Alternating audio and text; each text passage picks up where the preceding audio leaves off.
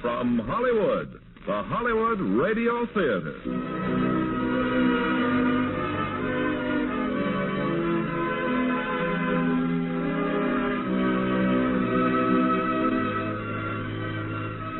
Starring William Holden and Alexis Smith in Submarine Command. Ladies and gentlemen, your producer, Mr. Irving Cummings.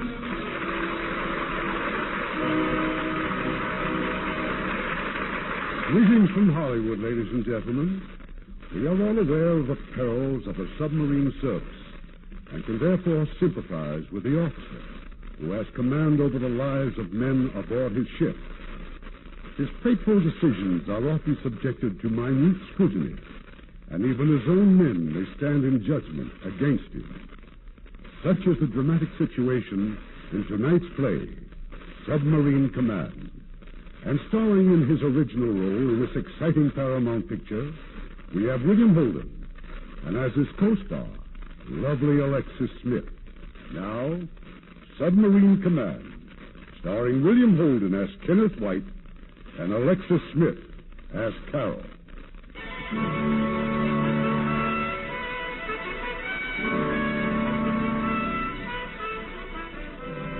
If you've ever been to San Francisco, you may have seen the United States Navy Yard at Mare Island. When the war ended, scores of submarines, battle-scarred veterans of the Pacific, tied up at Mare Island and became part of our mothball fleet, the Submarine Reserve. This story is about one of those ships, the USS Tiger Shark, and one of her men, Commander Kenneth White. About a year ago, Commander White had reason for wanting to see his ship again. There was a sentry on the dock, but the ship was deserted, except for memories that refused to die. Well, you wanted to see her again? What are you hesitating for? Go on. Look around if you have to. But it won't make any difference. It's over. You finally know that. It was over that day 6 years ago. Look around and remember, she was never your ship anyway. She was Josh's ship. She always will be. It's funny how things can start with nothing and then pile up so fast it's hard to remember them in any kind of order. I've turned and twisted them 1,000 times looking for an answer that never comes. That afternoon, that 13th of August, 1945, the enemy had just about given up at sea. All we'd seen for days was empty ocean, gray, calm, and deserted. Not a hint that the first piece of my private jigsaw puzzle was about to drop into place. We were taking a surface run. Josh and I were on the bridge. The usual small talk. Looks like a nice day for a swim, huh? Oh, you wouldn't like it, Ken. That water's about 50 degrees. Well, that's what we call warm back in Michigan. Oh. Down in Kentucky, we chop it up and pour bourbon over it. Permission to come on the bridge, sir. Granted. Looks like we got some business. Plane from one of the carriers forced down on the drink. There's a pilot floating around in a rubber raft. Any bearings? 075 from Point Yoke, about 15 miles from us. All right, let's start looking for him. Come right to 310, all ahead flank. Come right to 310, all ahead flank. We picked up the pilot about an hour later.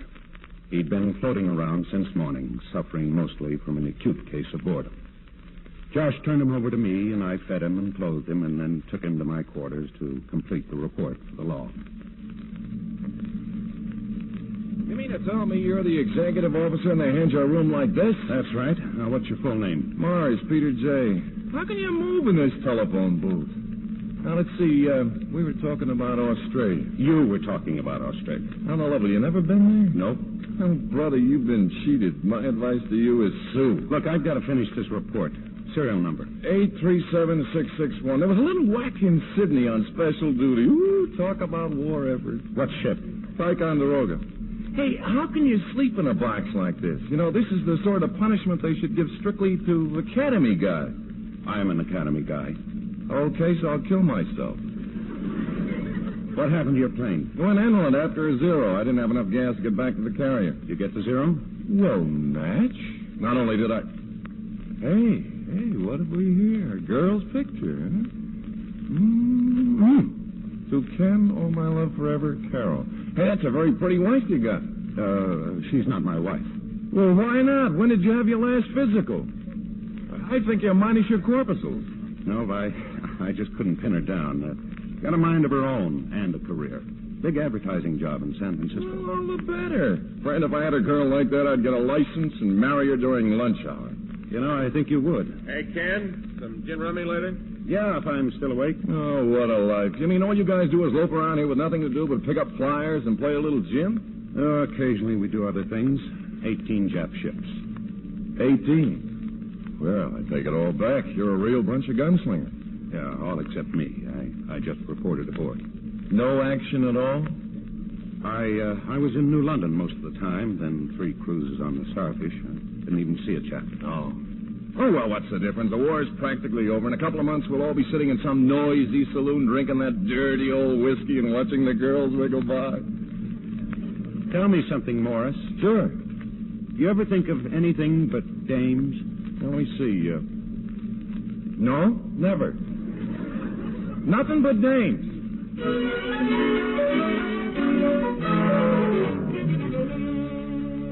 Morris's question kept bouncing around in my head. No action at all? He'd laughed it off. He could. It was a fine joke, and I appreciated it. But I wondered if it had spread to the crew and how funny they could think it was. Later that night, Josh Rice and I were in the wardroom having a cup of coffee.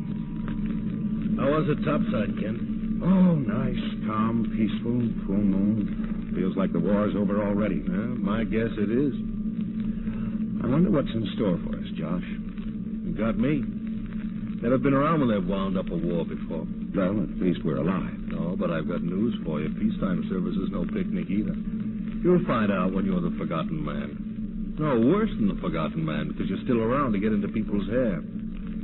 Find yourself stuck with dull office jobs and paperwork and see people out of service making big money. And all you'll have is the knowledge that if the country needs you again, it'll need you desperately. Well, that's something. If you're a naval officer, that has to be everything.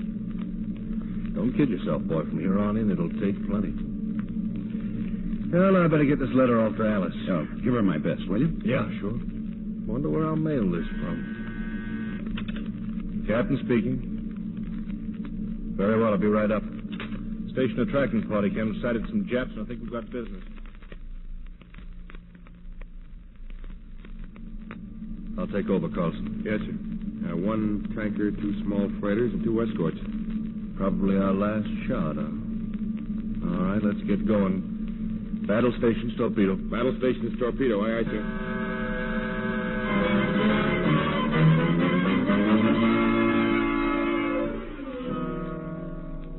We were leveled off at 60 feet. Josh stood at the periscope a moment longer and then called me over to take his place. This one's for you, Ken. You take over. Get 2 of them. We'll have an even 20. Thanks, I'll try. 60 feet, sir. Trim satisfactory. Leading ship, mark bearing. Angle on the bow, 40 port. Downscope. We'll fire 3 torpedoes at the first ship, 3 at the second, then swing our stern tubes on the tanker. Make ready all torpedo tubes, set depth 10 feet. Make ready all tubes, set depth 10 feet. Mark range. Range 1300. Mark bearing. Bearing set. Stand by. Stand by. Fire.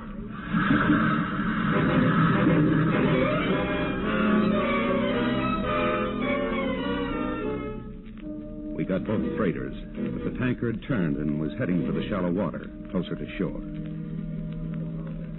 Take it easy, Ken. You got 19 and 20. That's all I asked. What about the tanker? Oh, we'd need wheels to catch her. Let's stick around till those escorts clear out, and then we'll surface, see what we can pick up. Maybe we'll find somebody who'll tell us the latest Japanese news. We surfaced at daybreak. Josh, Carlson, Boyer, and I went on the bridge. In the distance, we spotted some of the freighter's survivors. And then suddenly a dive bomber was coming at us from out of the clouds. Watch it, Captain. Machine guns. Get below. Get below. Why, that was close. And what do you suppose that plane was? Captain Rice. Hey, Captain. Hey, look, he's bleeding. Get on the ladder, Boyer. Stand by to dive. Dive. But the captain, he's been hit. I told you to get below. The captain's been hit. It's too late. We're diving. Take her down to 100 feet.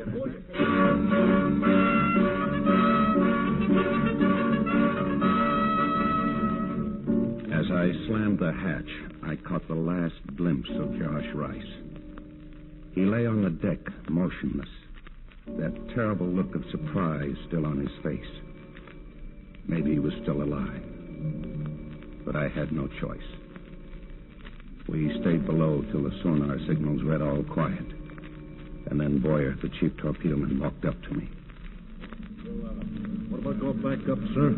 He's dropped everything he has. How do we know there's only one plane? It'll only take a minute to get out with a rubber raft. I'll take my chances, sir. Captain Rice would do as much for any one of us. How about it, sir? Would he do as much, or would he think of the ship? All I know is that maybe we can still save him. High-speed propellers approaching, bearing 350. Left full rudder, steady on course 220. Left full rudder, steady on course 220. Sounds like a destroyer. But the captain, you just can't leave him. That's enough, Boyer. Get to your station.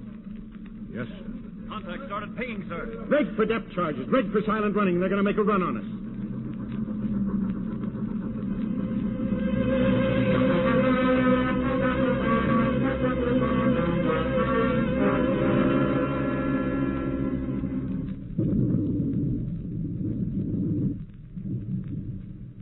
We sat there, taking everything they could drop on us.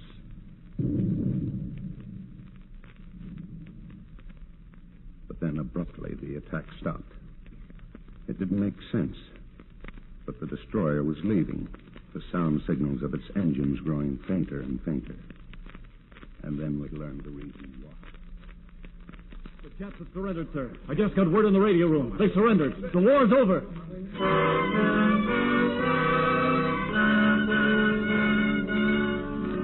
The war was over, but nearly 3 months went by before the Tiger Shark finally headed into San Diego Harbor.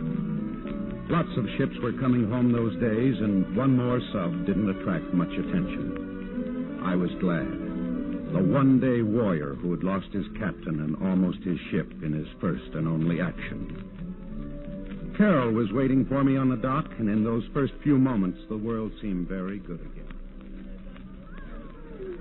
And now, darling, meet an old friend of yours. Hi, if you're all through kissing her, I'll join you. Keith Morris, I thought we dropped you off in Guam. Well, so you did, but I hit Frisco 3 weeks ago, and we've been having a lovely time. Carol, you know this character? Well, 3 weeks ago I didn't. But then an amazing coincidence occurred. I checked all the phone books, all the advertising agencies, and just happened to bump into her. And then when we heard the Tiger Shark was coming home... She couldn't come all the way down here alone now, could she?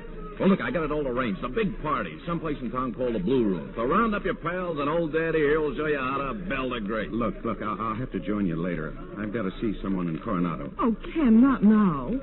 Well, can't I go with you? No, you run along with Pete. Well, what if you get lost? Where do we send for the body? Rice's house. I'm going to see his wife. Or, rather, his widow. I'll see you later, honey.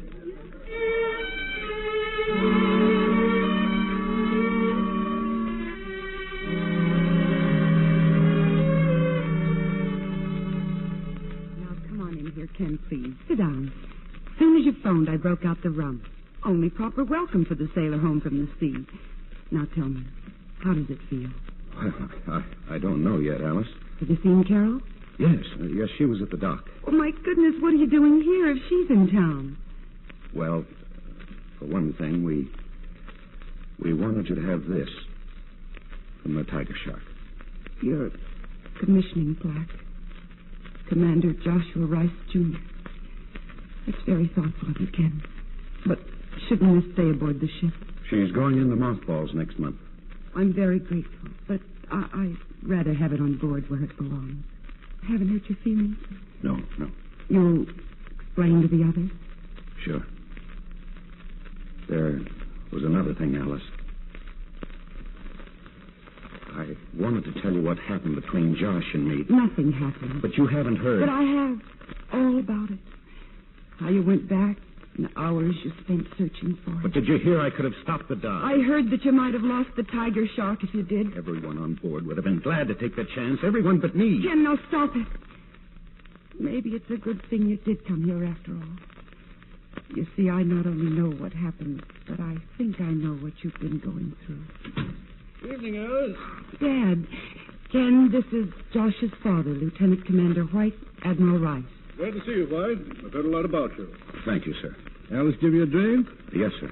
You're lucky. I have to make my own. Ken and I have been talking about Josh. He thinks that maybe people are blaming him for what happened. That's nonsense. I wish I could say the same, sir. Why can't you? Naturally, everybody wanted to go up for Josh. But it was your job to stop them. Sometimes it's harder to do the right thing than it is The courageous thing, sir? Were you afraid? No, sir, I don't think so. Neither do I. And if you'd have been up there instead of Josh, he would have done exactly what you did. Thought of the ship first. Isn't that so? I suppose it is, sir. The war's over, Ken. Forget the Tiger Shark. Now go and find Carol. Make her glad you're home. Be glad yourself. I might do that. Promise? That's an order, White. Yes, sir. Good night. Good night. Well, what are you doing? Getting the cards, of course. You didn't think I was going to let you keep that $3.85, did you? Sit down. I can't.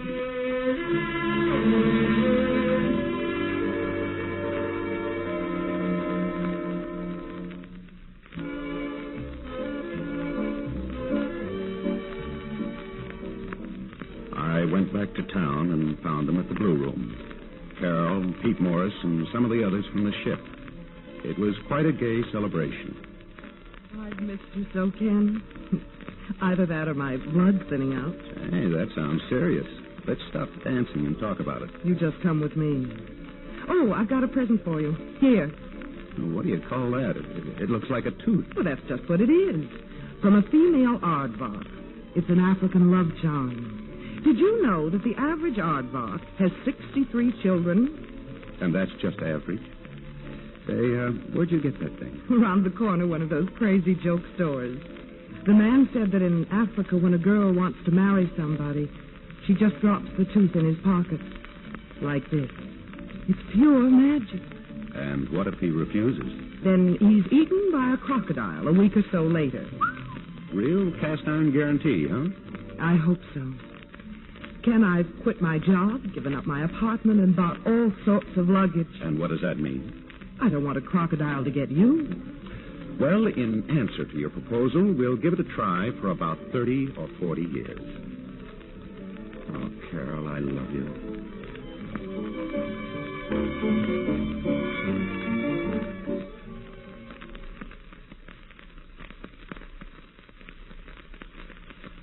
And so, my dear friends, you may proceed to congratulate us. He has just won my hand. Well, suit yourself, Carol, but you've just blown your chances for a very poetic life. Well, glasses up, everybody. This is an occasion. Here's to clear sailing for the nicest people I've ever known, Ken and Carol. And here's to all of us. May we be a lot of fun and little time to regret it.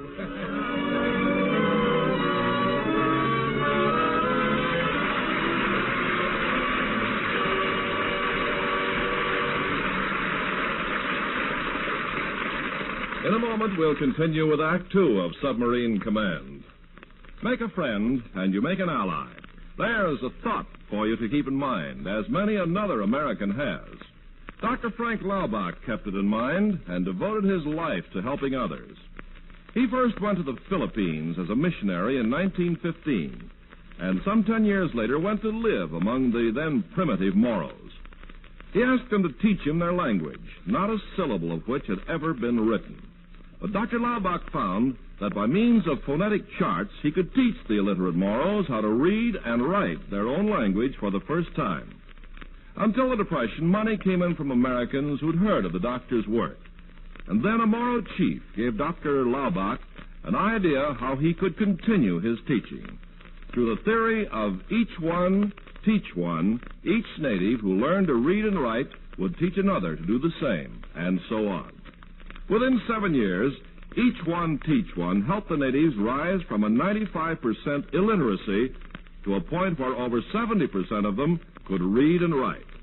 Dr. Laubach enlarged the scope of Each One, Teach One to reach other countries, and from his work was born the World Literacy Committee, which has sent teams into 67 countries to spread the theory of Each One, Teach One in over 200 different languages. In 20 years, over 65 million people learned to read and write through the system, a system which has brought the family of nations closer through education and proved most graphically that by helping others, you help your country. Now, our producer, Mr. Cummings. Act 2 of Submarine Command, starring William Holden as Ken and Alexis Smith as Carol, with Stephen Dunn as Pete Marks.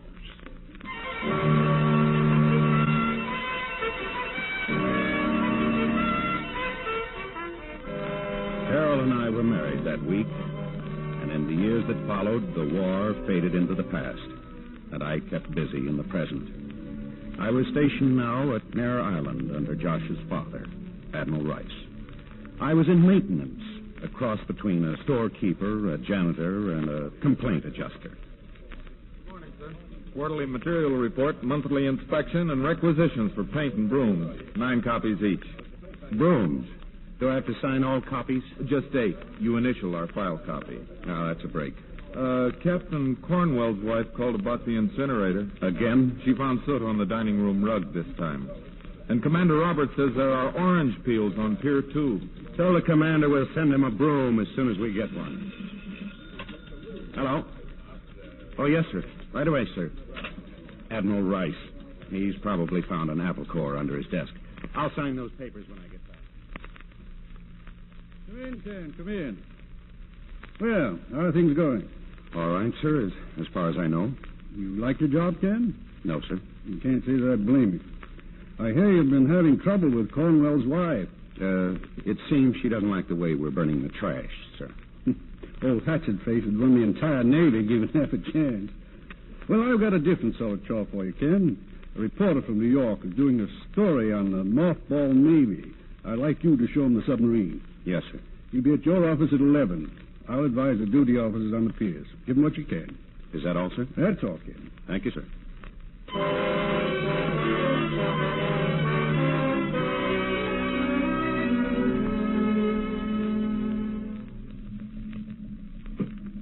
Well, there they are, Mr. Gavin. 64 submarines, all nicely done up in mothballs. It's $6 million apiece. That's close to $400 million, Commander. That's right. Why don't you junk them? Let the taxpayers get something back for their money. Well, what if we should need them again? It's my guess the next war will be fought with push buttons. We'd better make sure we've got the buttons first. Maybe you're right. Hey, how long would it take to exhume one of those if you wanted to? Oh, in an emergency, about 2 weeks. Yeah. By that time, be all over except the peace treaty. I better get a couple of pictures. Yeah, now, there's one that looks like it saw lots of action. Yes. Yes, it did. 20 Jap flags on the conning tower. What's her name, Commander? Tiger Shark. Tiger Shark, yeah. She's the one who lost her captain the day the war ended, right? Right. Well, the fellow who had to take her down must have felt like a heel. But he had a lot of sleepless nights after that. Happen to know who he was? Yes. Who? Me. Sorry, Commander. That's okay, Mr. Gavin. Now, go ahead and take your pictures.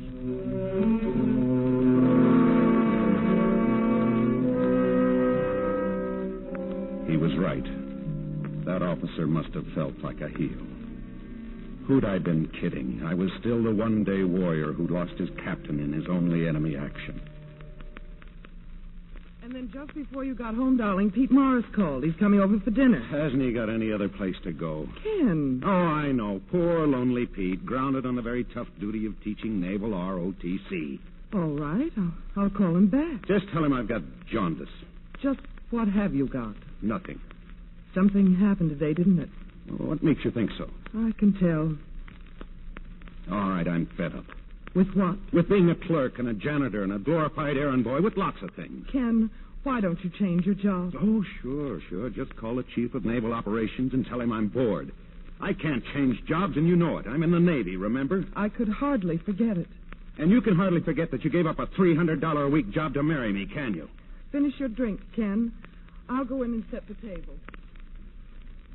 Carol hadn't deserved that. Not any of it. I wanted to apologize, but I didn't know how.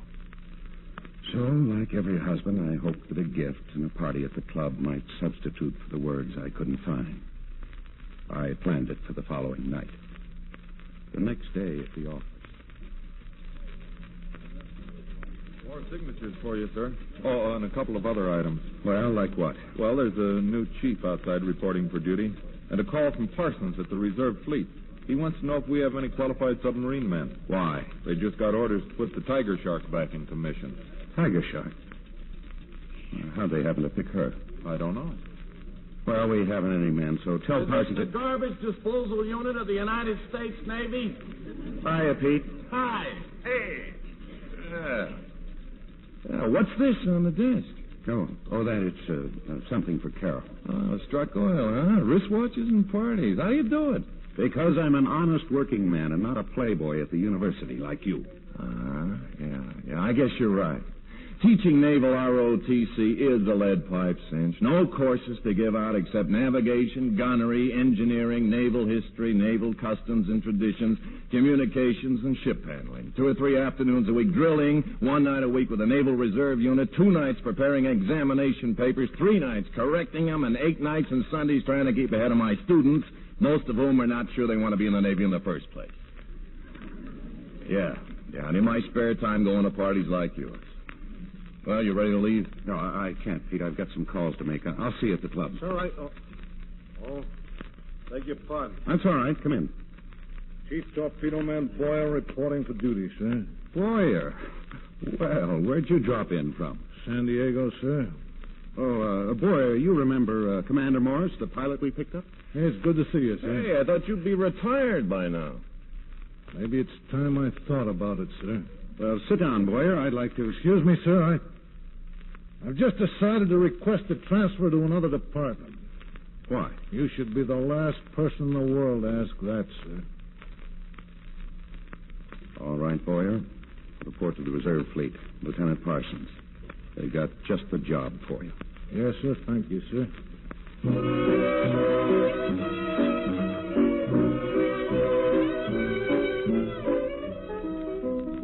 Ken, aren't you eating, dear? You hardly touched your dinner. I'm not hungry. I think the orchestra's better this year, don't you? They're a bunch of plumbers. That was a good band at New London. New London, that's the place. Just a couple of hours out of New York. You can run in for a few chorus girls, see the shows, big league baseball. Has the season started? Oh, sure, last week. I guess Brooklyn will win again, just like last year. The Yankees beat their brains out. Well, I mean, before that, they won the division. It's a league, Harry, not a division. Well, what's the difference? Who cares? Well, if he doesn't know when the season starts, how does he know Brooklyn's going to win? Which is what I read in the papers, Ken. Would anybody care When for more... last World Series, that's typical. A bunch of guys pay no attention to baseball all year long, and then suddenly the World Series comes along. They read a couple of articles, and for a week they're experts. He didn't say he was an expert. Look, you're in a bad mood. Knock it off. I'm in a good enough mood. You're just stewing about that Boyer thing. That's all. Forget it. Why don't you shut up? Oh, come on, Ken. This is your party. Let's have a toast. Glasses up, everybody. Glasses up. That's about half your total conversation. It's time you grow up. Excuse me, I have to kill a husband. I'll be right back.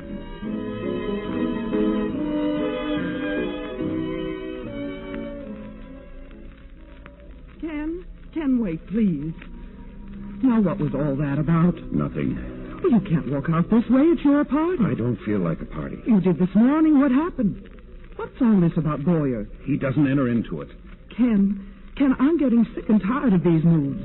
How do you think I feel in front of all those people? They must think you're crazy. I don't care what they think. Well, I do.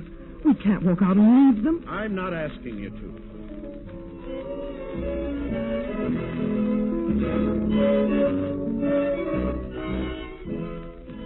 Well, Carol, what's new? Oh, he just has a headache, Pete. Is there anything so wrong with having a headache? Not if you don't have too many of them. I'm going after him. Good night, Pete.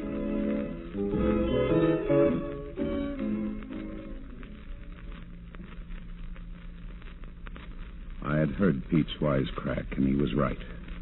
too many headaches. And having Boyer in charge of the work crew on the Tiger Shark didn't help them any. But I couldn't stay away from the dock. Something kept pulling me back like north pulls a compass needle. And maybe without knowing it, I was waiting around to keep them up.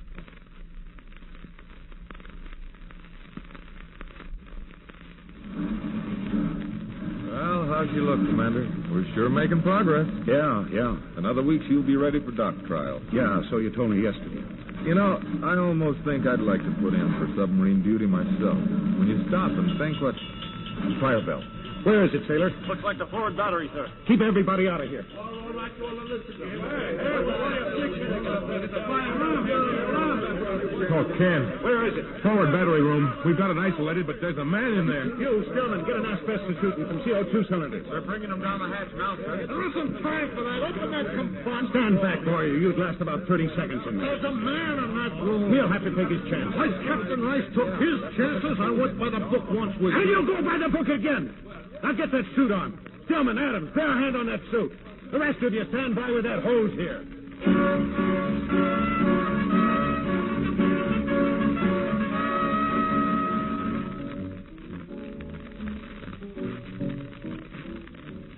Well, Carol, now what's the big problem? First of all, thanks for coming, Pete. Oh, stop it, will you? Any more news about that fire? Well, the man was pretty badly burned. It's really too soon to say. Harry Carlson told me that Boyer wanted to go right in. Ken wouldn't let him? Well, the Admiral had something to say about that, too. He told Ken that he did the right thing. If he hadn't, Boyer, and who knows who else, may have been killed. I heard him say something. Then Ken's all right.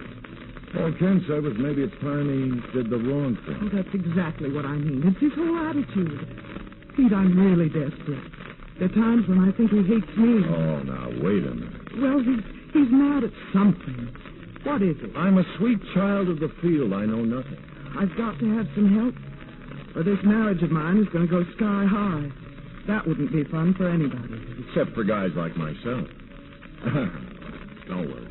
I'm one of those fellows that, well, we go to all the parties and we eye other men's girls, but when you're free, we don't want any part of it.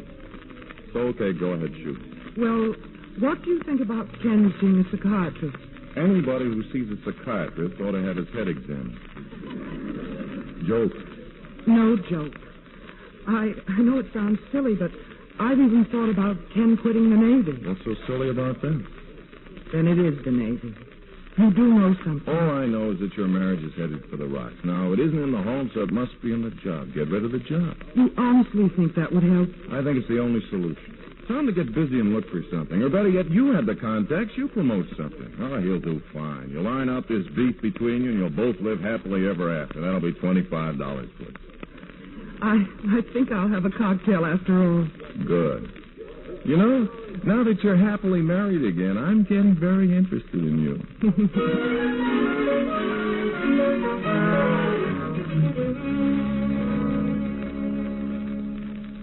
Well, Ken, anything in the mail? Yeah, and I don't get it. A chance to become a captain of industry. Matthews Electric Company, Portland, Oregon. Yeah, take a look at this.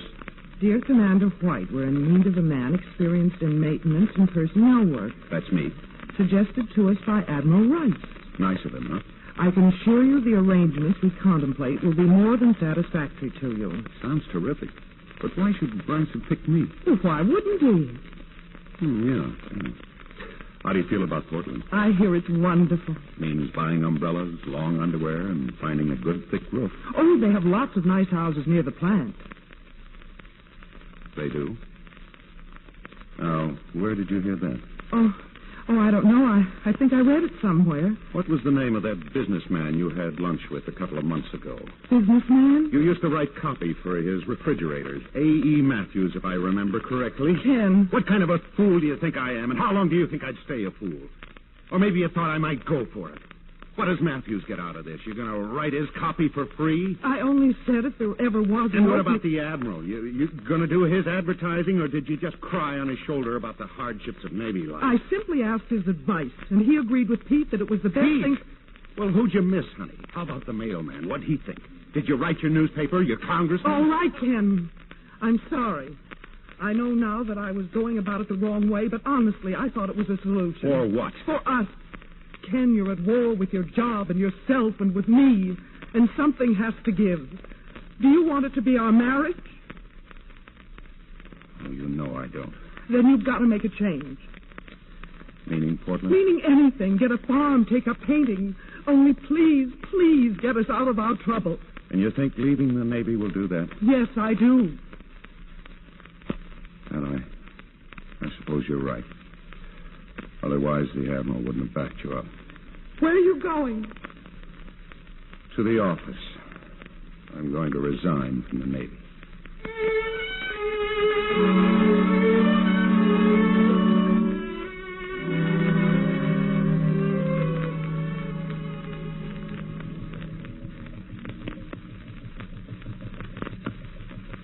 Hi. I guess I'd find you down here at the dock. I thought I'd have a last look at the Tiger Shark. You, been waiting long? Quite a while. Who were you talking to? The sentry said that no one was aboard. I wasn't talking to anyone, just looking around. And thinking of Josh Rice and Boyer and... I'm sorry. No need to be sorry. You're very perceptive. Well, I've got a dozen things to do. I've got to call the moving company and make reservations. Portland won't work, Carol. I can't beat this thing by running out on it. Then I'll still want to get my things moved out. Oh, look, Carol. Ken, please. Maybe we can talk it over. We have. We've beaten the subject to death. You can't seem to solve your problems in Portland, and I can't solve mine in the Navy. Isn't that right? I wish we'd made it. You're nice kinfolk. Goodbye, Ken.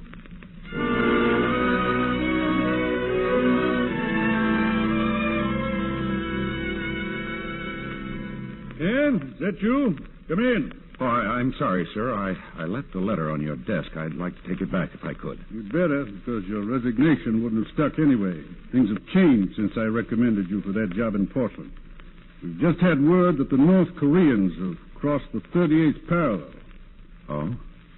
Will that affect the yard, sir? It will affect you. I've talked to the Bureau. Your orders are on the way. What kind of orders, sir? You're to take the Tiger Shark. Be ready for sea in 5 days.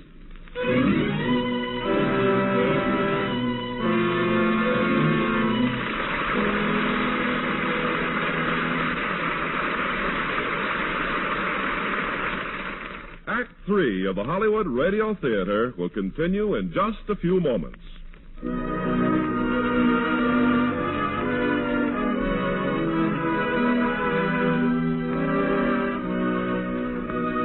We pause now for station identification.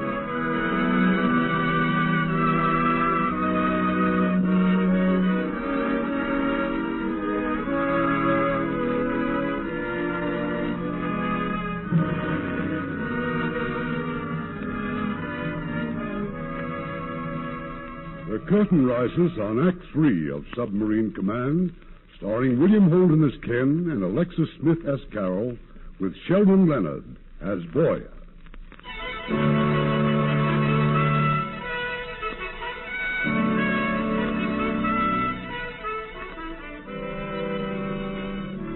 Aboard the Tiger Shark, as we left for Korea, were two old hands. Harry Carlson, now the executive officer, and Boyer. The middle of December found us on patrol in the Sea of Japan. Inland, things weren't going too well. Thousands of troops had been caught in a trap. They'd fought their way out towards the coast and were now praying for evacuation out of the port of Hungnam. But our orders still read patrol duty. Uncle Sam sure sends you on long trips. 8,000 miles, brother. Yeah, but for what, Boyer? For lifeguard duty. It says so in the log. Maybe you'd rather be at Hungnam with a couple of million reds on your tail. No, you don't have to go to extremes. Listen, sailor, you're a guest aboard a $6 million efficiency department with free light, heat, radio, air conditioning, mail delivered by destroyers, the best chow in the world. Only one thing wrong with this ship. Well, what is it? Never mind. I hope you never have to find out.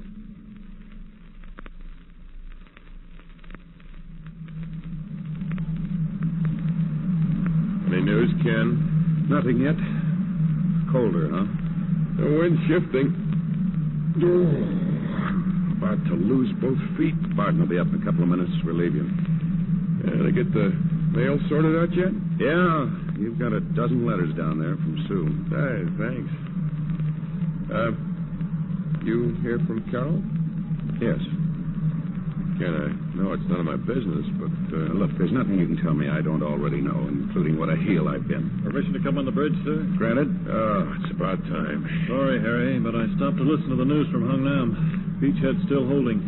They're moving men and equipment off as fast as they can load them. How many to go? Over 20,000. I'll see you below, Harry. Right. Now we're steering 355 crew. Safety and negative are flooded. Ship's ready for diving.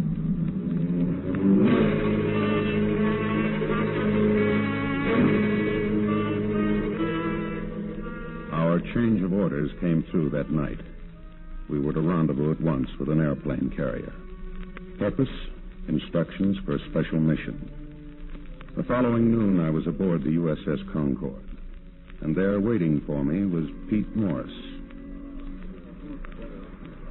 Well, what are you so surprised about? How did you get here? Simple. I told them I didn't want sea duty.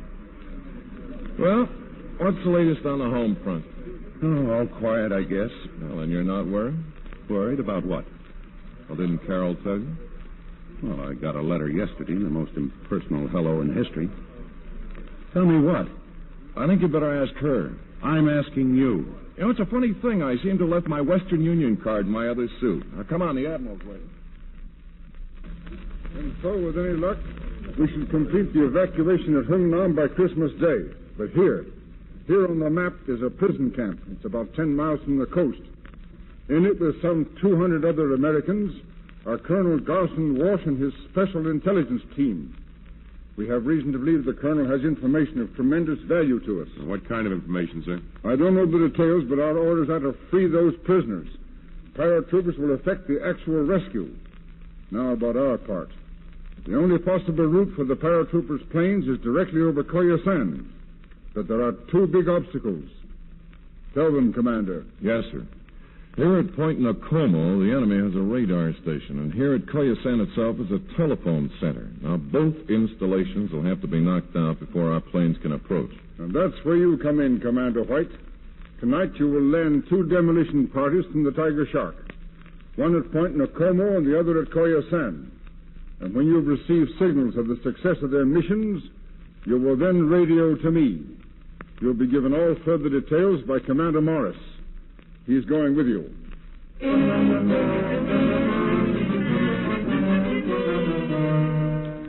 Half a dozen men left the Concord and came aboard the Tiger Shark. And that night in the wardroom, we again went over our plan. So this whole deal hinges on us. Unless the Reds are completely surprised, they'll massacre the prisoners. And in order to surprise them, we have to cut the communications. Now, three of us are going to be responsible for the radar station, Major Kim, Lieutenant Barton, and myself. Okay, now we'll put you off in a rubber boat at Point Nakomo. You'll go ashore and lay low for approximately 1 hour until 4:30. Right. That'll give us time to take the Tiger Shark to the entrance of Koyasan Harbor. Now, that's where you two frogmen can slip over the side. Yes, sir. There's no chance of getting into the harbor. None at all. The harbor's mine. It's okay with us, sir. We'll swim in. Now, at exactly 04:30, both parties will proceed to destroy their objectives. As soon as you've done this, send me your signals, and I'll radio the Admiral. Any questions? No, sir. Captain White? Yes? We've just sighted Point Nakomo, bearing 295. Very well. Be ready in 15 minutes.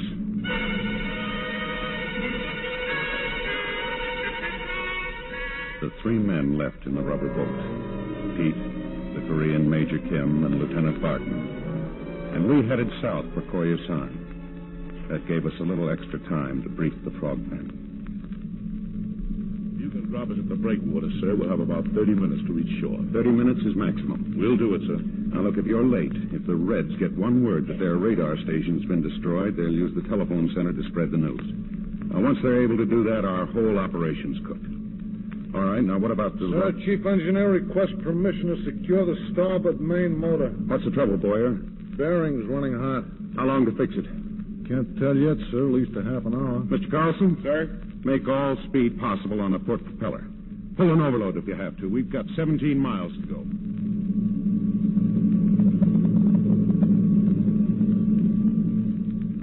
They repaired that hot bearing. But until it was fixed, our speed had been cut in half. When we reached the breakwater outside Koyasan Harbor, we had already lost a full 20 minutes of our schedule. Frogmen are ready, Ken. Standing by. Tell them to relax. We've lost too much time. They're not going in? Oh, I know those boys can swim, but even a seal couldn't make it in the time we've got left. Any alternatives? Yeah, just one. We'll take the Tiger Shark into the harbor. The harbor's mine. We can't get inside. I know. And it's a gamble. But this time the odds are right. One sub against the lives of those 200 prisoners. We'll take our chances. Clear the bridge. Stand by for dive.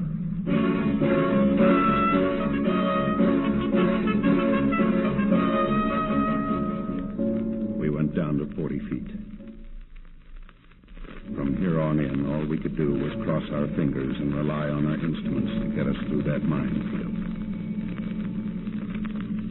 Sonar reading 15 degrees on Peter's bow. There's an echo directly ahead of us. 200 yards and closing. Right full rudder, all ahead 1/3. Right full rudder, all ahead 1/3, sir. Object still closing, sir. I think we're at the entrance. Contact, sir, up port. Mine cable. Left full rudder. Downstroke. Left full rudder, sir.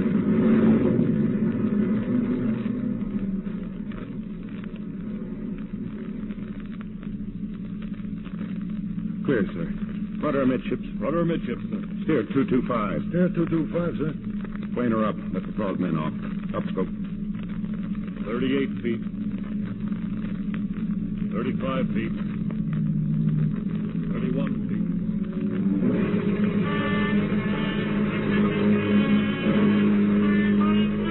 We were less than 200 yards from shore.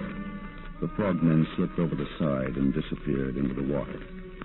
If they reached their objective, they'd signal back by flashlight. I looked at my watch. We were still 12 minutes behind schedule. Radio just heard from Pete Morris. They've knocked out the radar station. That's half the job, but we're 12 minutes late.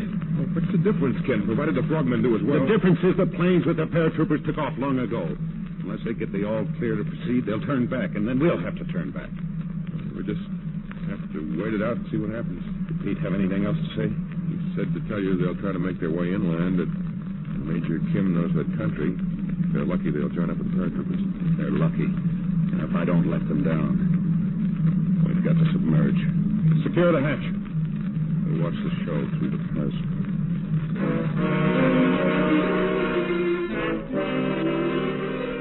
We watched and waited endlessly.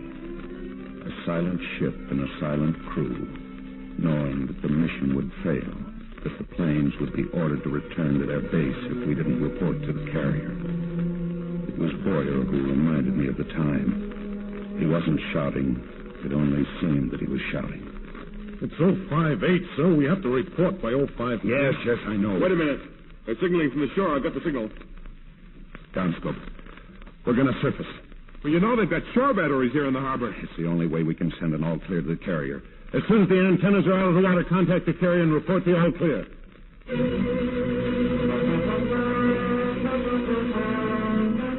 We got our message off, and then it started. First the searchlights from the shore pinning us down, and then the big stuff from the hills. We answered them with everything we had, but it wasn't enough.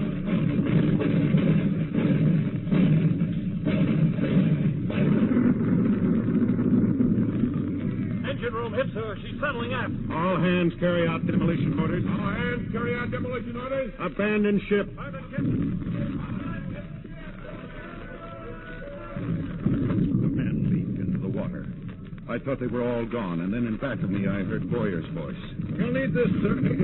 Life jacket. Thanks, Boyer. Let's go, sir.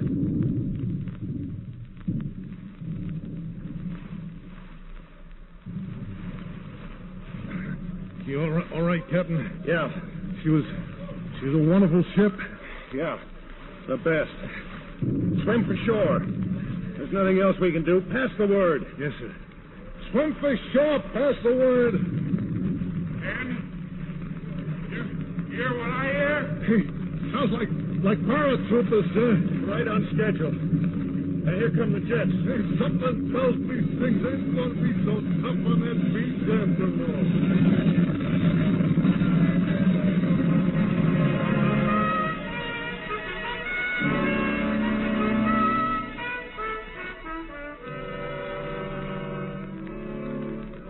It's hard now to remember just how much time went by or exactly what happened on the beach. But sometime during the morning... You counted for all your men yet, Commander? All safe, Colonel, except 4 of my men and the radar landing party, 7 of us. We lost 14 paratroopers.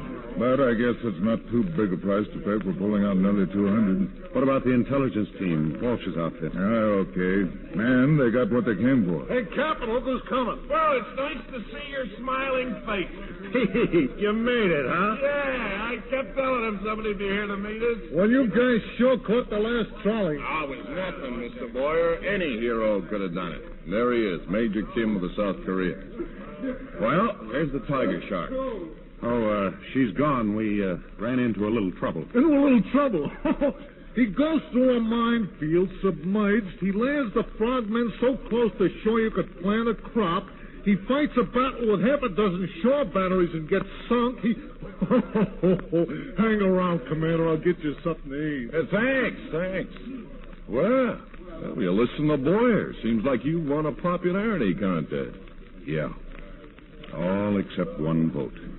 2 votes. What's that mean? Well, I promised Carol I wouldn't tell you because she thought it'd seem like dirty pool having all your trouble with Boyer and the ship and so forth. But I think now's a pretty good time. Your wife's going to have a baby. I said your wife's going to... Well, if you're going to stand there with your mouth open, you might as well shove some food in it. Come on, I'm starved.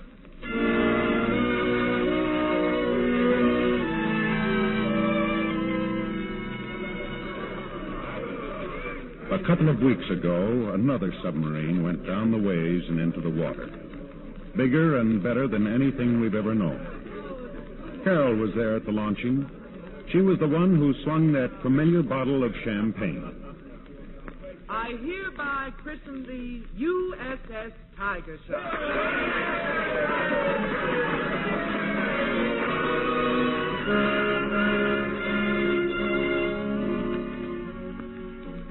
I've got to admit that for one with so little experience, you sure knew what to do with that bottle of...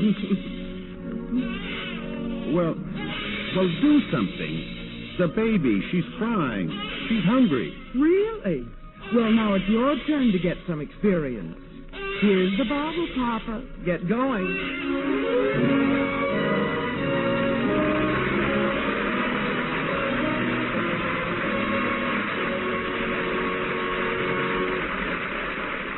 In a moment, our stars will return. Make a friend, and you make an ally. There's a thought for you to keep in mind, as many another American has. Elizabeth Vining was an American who probably had more individual success than anyone else in creating a strong feeling of friendship between the United States and Japan. In 1946, she was selected for the important job of teaching English to the 12-year-old Crown Prince Akihito. Her tour of duty was for 2 years. In Tokyo, she found a class of 20 boys had been assigned to her. By patiently conducting her class completely in English, Miss Vining gradually taught them a language they were eager to learn. Her methods of teaching and subject matter were of her own choice. The boys studied American history and democracy, had discussions on the United Nations, and the prince memorized Lincoln's Gettysburg Address. At the end of her assignment, Miss Vining agreed to stay another year, since the prince's English had reached the point where he could understand the expression of ideas. At the end of the 3rd year, Prince Akihito was well acquainted with English and the benefits of a democratic way of life. Miss Vining's work was finished. The emperor and the empress thanked her for the understanding she had brought to the prince and the Japanese children, and gave her many gifts to show their gratitude. And what had Elizabeth Vining learned from her work? That she had contributed much toward the future peace of Japan and the rest of the world. That she opened windows which had remained closed too long. As one of her students told her, "You have not only taught us English, You have taught us thoughts.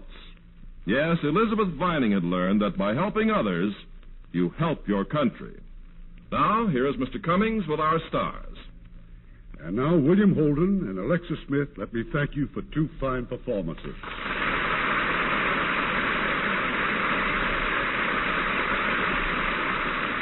You know, whenever I congratulate the stars after the play, I think back to the early silent days when actors didn't receive screen credit.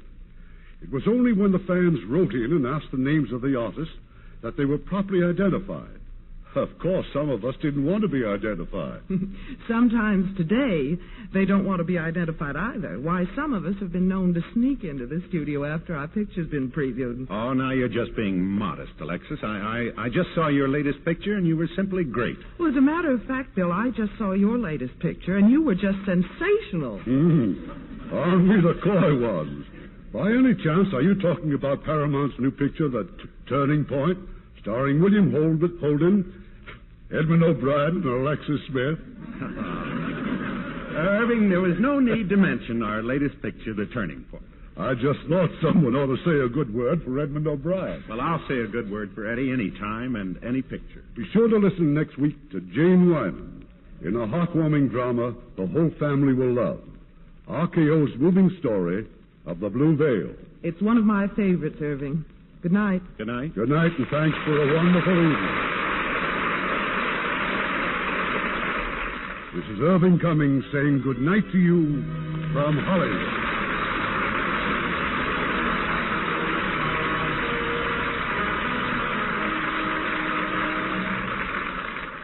From Plymouth Rock to the war-crippled world of today, our nation has derived its greatest strength from its spiritual principles. Our religious beliefs have given form to the whole structure of American living and helped to keep it free. Attendance at church or synagogue builds moral and spiritual character, both for the individual and for the community. Heard in our cast tonight were Stephen Dunn as Morris, Sheldon Leonard as Boyer, Lamont Johnson as Carlson, Larry Dodkin as Rice, Kay Stewart as Alice, Herb Butterfield as Admiral Rice, and Dan Riss, Robert Griffin, Herb Rollinson, Robert Bruce, and Eddie Marr. Our play was adapted by S.H. Barnett, and our music was directed by Rudy Schrager.